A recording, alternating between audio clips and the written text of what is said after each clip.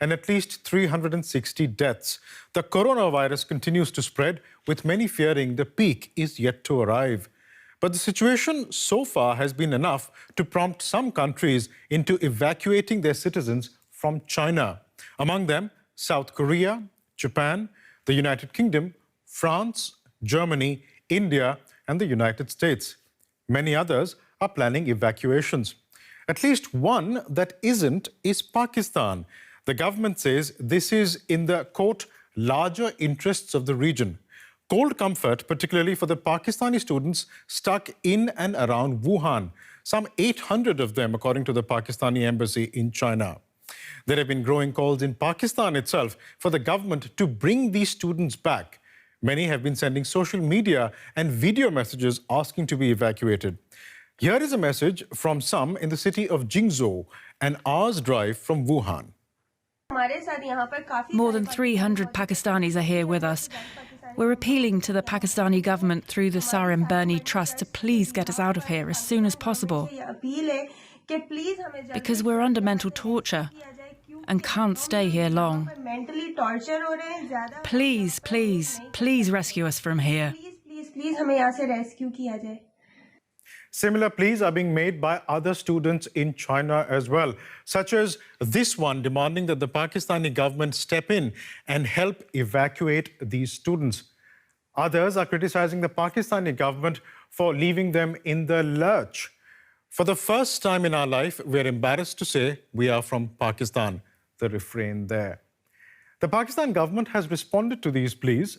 Here's what it had to say. Some people may perhaps ask this question because many things have appeared on videos, on social media, in which people are asking for evacuation. I can show you similar messages to us from Wuhan, in which students have written to us that we are being looked after very well. We are being provided with everything. And the Chinese government is doing so much for us in this regard.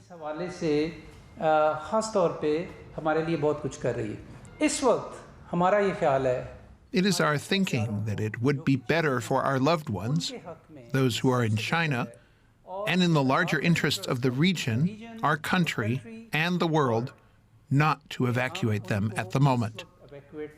But since Monday, regular commercial flights with Pakistani students on board have started arriving in Pakistan. For more on the situation in China, I'm joined by Pakistani student Hasnain Chishti from Xianing, just south of Wuhan. Hasnain, thanks for joining us. I'd like to first start by asking where you are right now and what is your situation there? Yeah, I'm Hasnain Chishti from Xianing. Xianing is just for 40 minutes drive from main epicenter of Wuhan.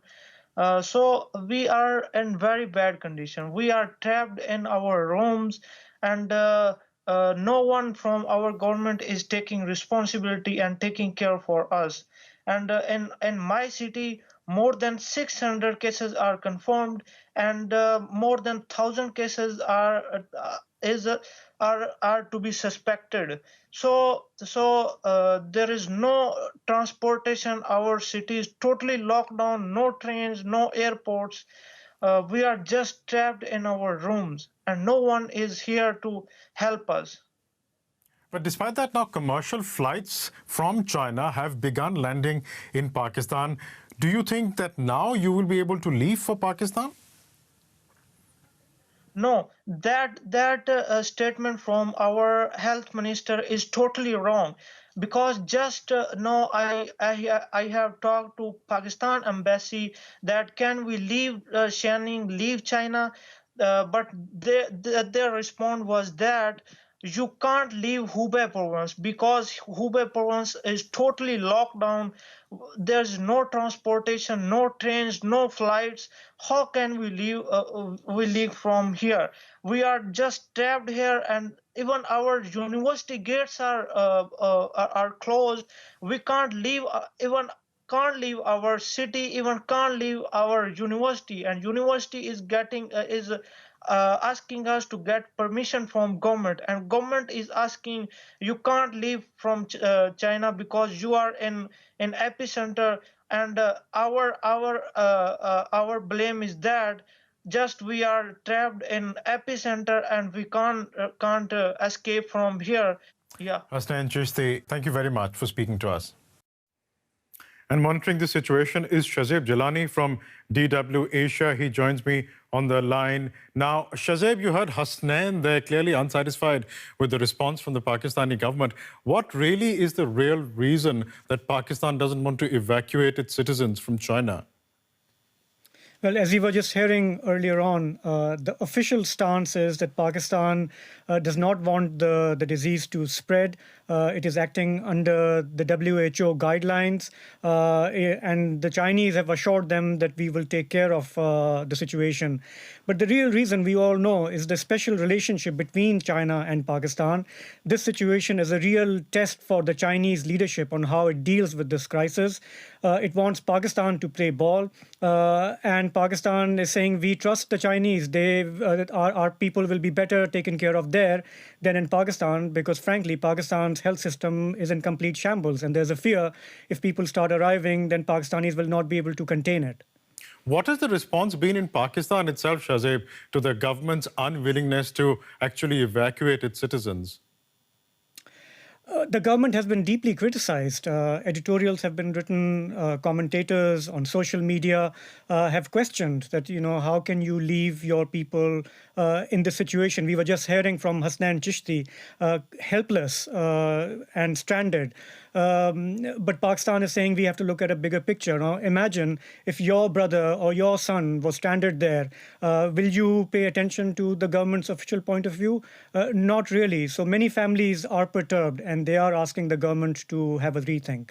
I think we also need to point out here, Shazeb, that commercial flights, these are regular commercial flights, have begun landing in Pakistan from China, some by way of Doha. And it would appear, at least from the tweets of the special advisor to the Pakistan Prime Minister on Health, that appears to be something the Pakistan government is publicizing and saying that, look, Pakistani students are coming home. Is that really what the Pakistan government is trying to do? Yeah, I mean, earlier on Monday, when these flights arrived, the government minister was there, the Chinese ambassador was there, and later both of them addressed a news conference, and the Chinese ambassador really appreciated Pakistan's standing shoulder to shoulder with China. So the two governments are clearly trying to put a united stance, a united front. They are saying we are in this together, and they are appreciating each other. Meanwhile, these students are stranded, and their families are deeply worried in Pakistan. What precautions is Pakistan taking to prevent the spread of the virus? Well, the Gilgit-Baltistan government, which is the northern region which borders China, it was scheduled to reopen last week. The government has decided to now keep it closed until April. So they want to restrict people coming in and going out. This is the gateway for the CPEC project, China-Pakistan corridor, which the two countries have spent billions in. So the government is saying we are taking those kind of precautions. They've also alerted health facilities and doctors. Right. But clearly, if China and other countries can't deal with this, then Pakistan has to be worried about how to tackle this problem. Shazeb Jalani, thank you very much for that.